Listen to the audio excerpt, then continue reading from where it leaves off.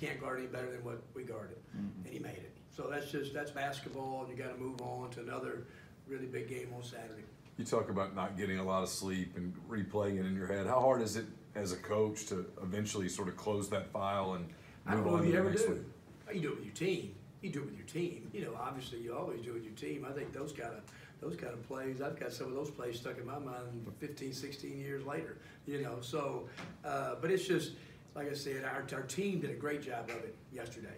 Staff did too. We came back and went right back to work. We watched every second of the tape, about an hour and 10 minutes, and then went right and had about an hour and 15-minute physical practice, and those guys were good, responded well, with good energy.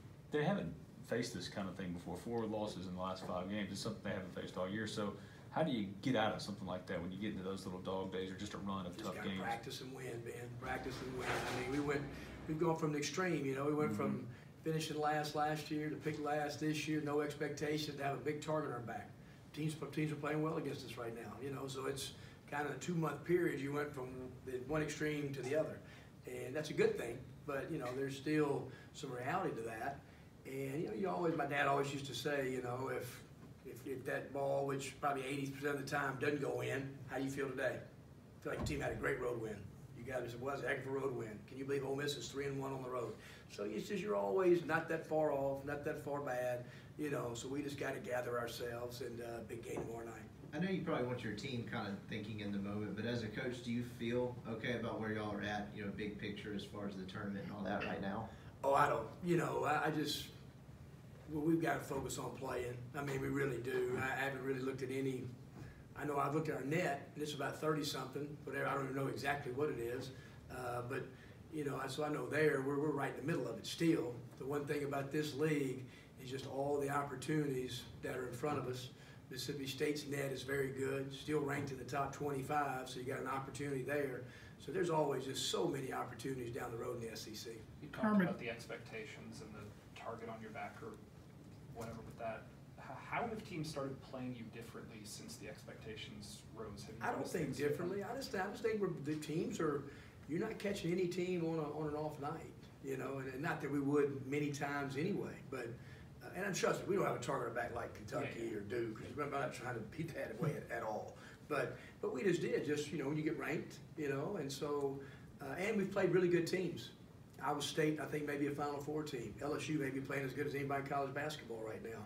I mean, winning at Florida. I mean, you know, single possession game, they could have beaten Tennessee and Michigan State at home.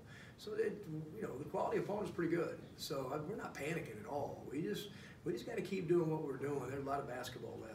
Is something missing from Blake's game that has not allowed him to really get close to that level that he showed in Starkville in the first game? Well, you know, you've heard me say this 100 times.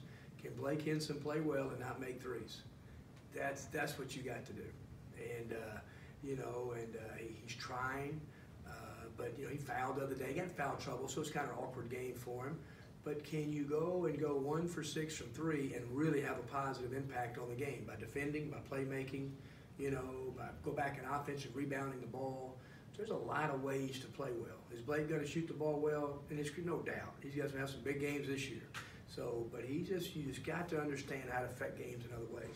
I guess just staying on the freshman, the Florida game was probably like KJ's most aggressive game offensively. How do you think he's developed that side of his game?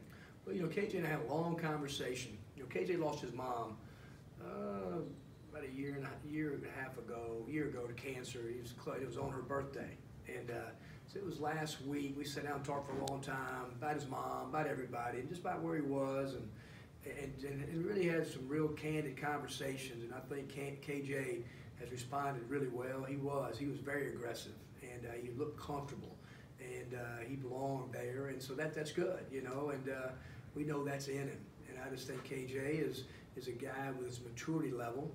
I mean, again, I say it, he should be a senior in high school right now. He's really young for his age, so he's had to grow up in a tough league, and he's got to keep playing better. But I was proud of what he did the other night.